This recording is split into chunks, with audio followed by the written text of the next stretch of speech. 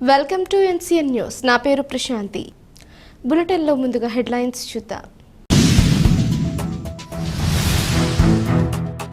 నిడదవోలు అగ్నిమాపక వారోత్సవాలలో పాల్గొన్న మంత్రి కందుల దుర్గేష్. ఆంధ్రప్రదేశ్ రాష్ట్ర విపత్తు స్పందన మరియు అగ్నిమాపక సేవల శాఖ ఆధ్వర్యంలో నిడదవోలులో నిర్వహించిన అగ్నిమాపక వారోత్సవాలలో రాష్ట్ర పర్యాటక సాంస్కృతిక మరియు సినిమాటోగ్రఫీ శాఖ మంత్రి కందుల దుర్గేష్ పాల్గొన్నారు. ఈ సందర్భంగా మంత్రి కందుల దుర్గేష్ మాట్లాడుతూ 1944వ సంవత్సరంలో ఏప్రిల్ 14న బొంబాయి ఓడరేవులో ఆయుధాలు, గన్ పౌడర్ కలిగిన పోర్ట్ స్ట్రైకింగ్ నౌకలో అగ్ని ప్రమాదం సంభవించి ప్రేలిపోయి హార్బర్లో ఉన్న అనేక నౌకలకు, ఇతర బిల్డింగులకు అగ్ని ప్రమాదం సంభవించిందని, ఆ ప్రమాదంలో 336 మంది ప్రజలతో 66 మంది అగ్నిమాపక సిబ్బంది చనిపోయారని మరియు 87 మంది అగ్నిమాపక సిబ్బందికి శరీరం తీవ్రంగా కాలిన నేపథ్యంలో వారి సంస్మరణార్థం మరియు ప్రజలకు అగ్ని ప్రమాద నివారణ చర్యలు తెలియజేసే నిమిత్తం ప్రతి సంవత్సరం ఏప్రిల్ 14 నుంచి 20 వరకు అగ్నిమాపక వారోత్సవాలు దేశవ్యాప్తంగా జరుపుకుంటున్నామని అన్నారు. ఈ కార్యక్రమంలో నిడదవోలు పురపాలక సంఘ చైర్మన్ భూపతి ఆదినారాయణ, నిడదవోలు పట్టణ జనసేన అధ్యక్షులు రంగా రమేష్, అగ్నిమాపక సిబ్బంది తదితరులు పాల్గొన్నారు.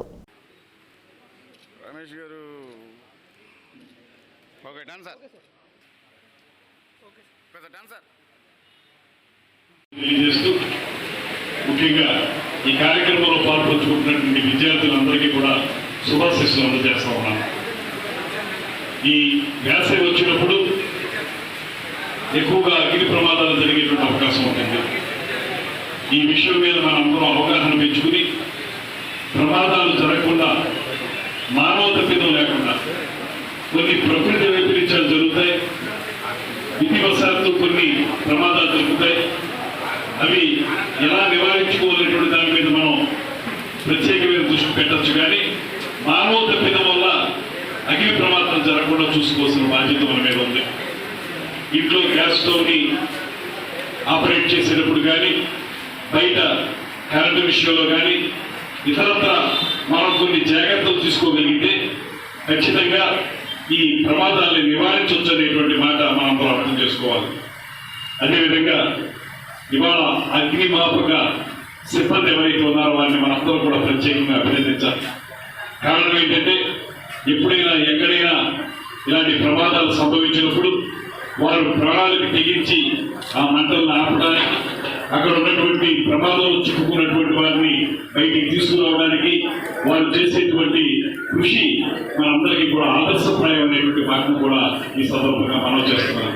అటువంటి వారిని మనం ప్రత్యేకంగా గౌరవించాలి. దాంతోపాటు ఇవాళ మీరు చిన్న వయసులో ఉన్నారు విద్యార్థులు, మీరందరూ కూడా ఇప్పటి నుంచే మనం వచ్చిన తర్వాత దాన్ని ఏ రకంగా ఎదుర్కోవాలంటే మనం రాకుండా చూసుకోవడం, నివారణ చేయడం ఎలాగా, మానవ తప్పిదం లేకుండా చూసుకోవడం ఎలాగనేటువంటి అంశం మీద మీరు అవగాహన పెంచుకుంటే దానికోసం ఈ కాంప్లెంట్ కూడా వేశారు. మీరు తెలుసుకుని తద్వారా ప్రమాదాలు జరగకుండా మనం కృషి చేసినట్లయితే భారత ప్రభుత్వం కానీ, రాష్ట్ర ప్రభుత్వం కానీ ఏ ఉద్దేశంతో అయితే ఈ వారోత్సవాల్ని నిర్వహిస్తున్నారో వారోత్సవానికి అర్థం ఉంటుందనేటువంటి మాటను మీ అందరికీ తెలియజేసుకుంటూ, దయచేసి వారు చెప్పిన అంశాలన్నింటినీ కూడా మీరు అర్థం చేసుకోండి, భాగస్వాములు కండి. తద్వారా భవిష్యత్తులో మనకి ఏ రకమైనటువంటి అగ్ని ప్రమాదాలు, ఇతరత్ర ప్రమాదాలు జరగకుండా మనందరూ కలిసికట్టుగా కృషి చేయాల్సిన బాధ్యతని ఇవాళ నుంచే చిన్న వయసులో ఉన్నటువంటి మీరందరూ కూడా అలవర్చుకోవాలనేటువంటి మాటని మీ అందరికీ తెలియజేస్తూ, అది మనకి జీవన శ్రమంలో ఒక భాగం అవ్వాలి. నివారణ చేసుకోవడం అనేటువంటిది, రాకుండా చూసుకోవడం అనేది మెయిన్ స్పీకింగ్ చేసుకోవాలి. మన జీవన శ్రమంలో భాగంగా చేసుకుని కృషి చేయాల్సినటువంటి అవసరం ఉందనేటువంటి మాటను మీ అందరికీ తెలియజేస్తూ, ఈ కార్యక్రమంలో పాల్పంచుకునే అవకాశం కల్పించిన అగ్నిమాపక సిబ్బంది వారికి ప్రత్యేకమైనటువంటి అభినందనలు తెలియజేస్తూ సెలవు